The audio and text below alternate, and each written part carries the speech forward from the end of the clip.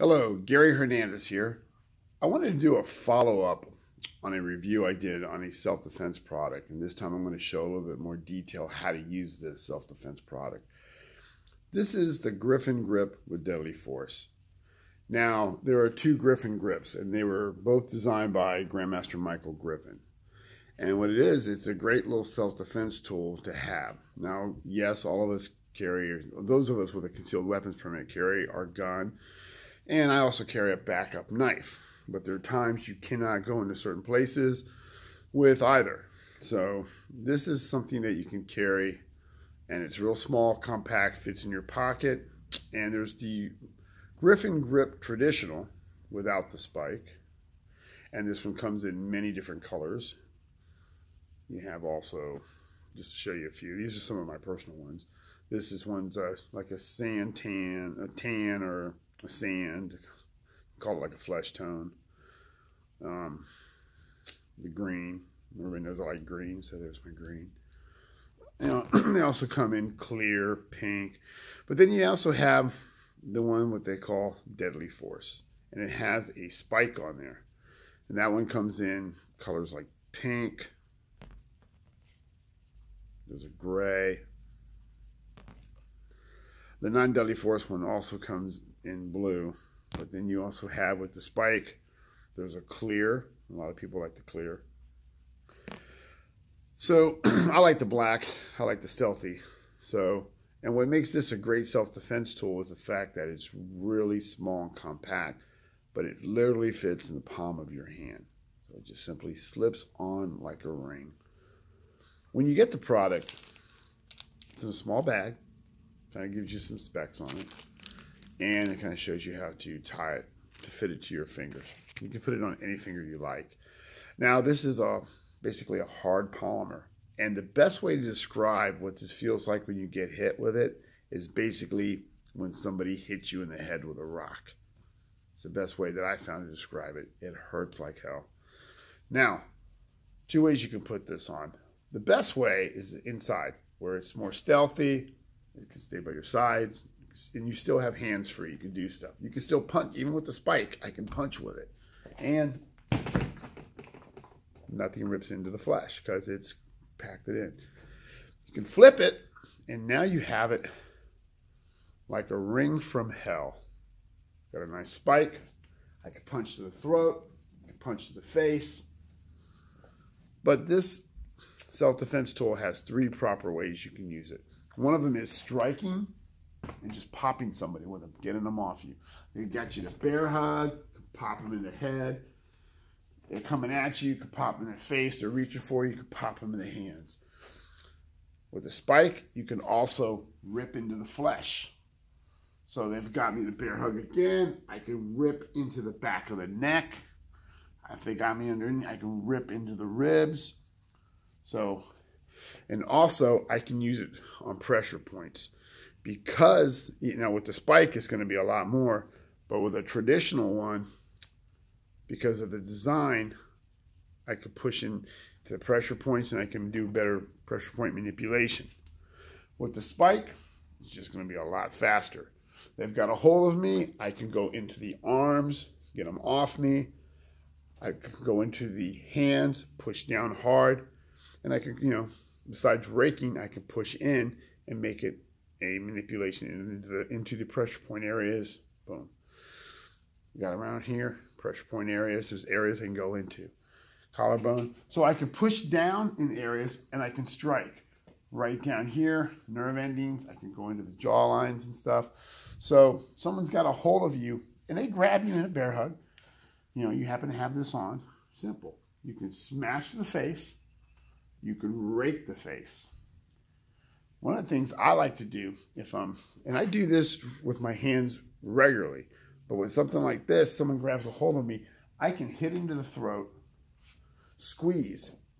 And while that's in their throat, if I choose to, and have no illusions, if this individual is trying to hurt me severely, I'm going to rip their throat apart. And I'm not going to lose sleep over it. I'm just going to tear into that throat. I'm going to get them off me real quick. So this little item right here does a lot for just a small thing. you're walking to your car, you know, and just like think of it as, use it as though you would a firearm, minus that you have to be, minus the point that you can't shoot somebody, you have to be enclosed. You don't have your gun on you, you don't have your knife, you're walking to your car and you feel that creepy sensation. You know, they always tell you, have your keys in your hand so you can strike with your keys. Well, then that's great too. You're gonna have your keys in your hand. But just slip this on. You come out of Target, Publix, you're walking around, boom. I go ahead and I slip it on. Now I have it on and I'm walking, got my bag in my hands, whatever. All of a sudden it's right here. Someone comes up and grabs me, smash him in the face. Hit him right in the face, rake it down. He's going to be real easy to identify with a gash right across his face. Push into his throat to get him off you. I don't care how much he tucks his chin, dig in. You've got a spike. The spike is going to cause a lot of pain. It's going to tear into the flesh. Again, he's got you, your hands are up. Yeah, we could pop into the ears. We all know about popping in the ears, hitting with our elbows. I'm in close and I can't get a good elbow. I just put that spike into his head and I push down. And this spike is going to really back him off you quickly. It's going to cause a lot of pain. It's going to hurt them. It's going to allow them to get off me. Then I can follow up with a secondary technique. They get a hold of me and my arms are here and this is low. Guess where I'm grabbing? Oh yeah, I'm going to snatch them right around the groin and I'm going to squeeze. They're going to know I was there. I'm going to lift them up in the air. So this right here does a lot of things. Number one, again, just quick review. Strike with it. Hit them wherever you need to. Number two, raking with it. Scratching the face, scratching the throat, raking it across the body. And number three, joint manipulation.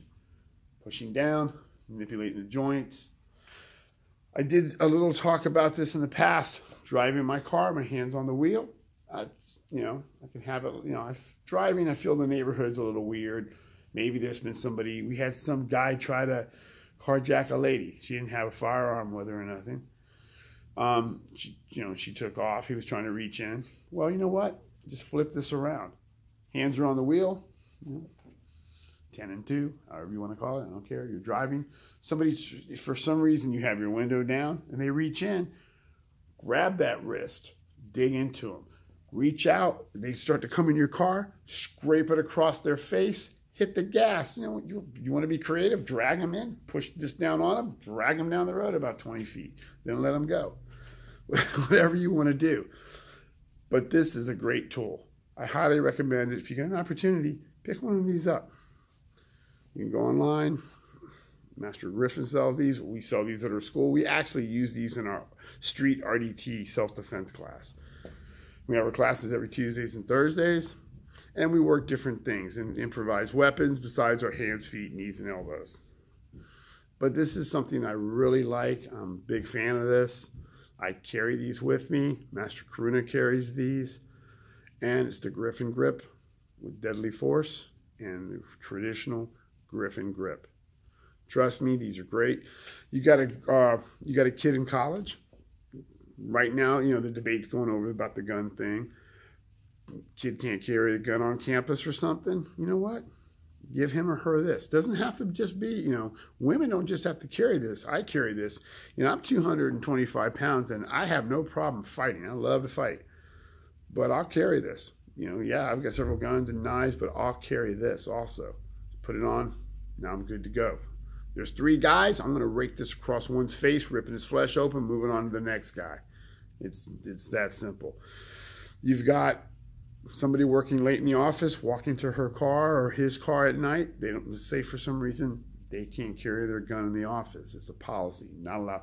I've got some people that work at a bank at downtown. They can't carry their gun into the building.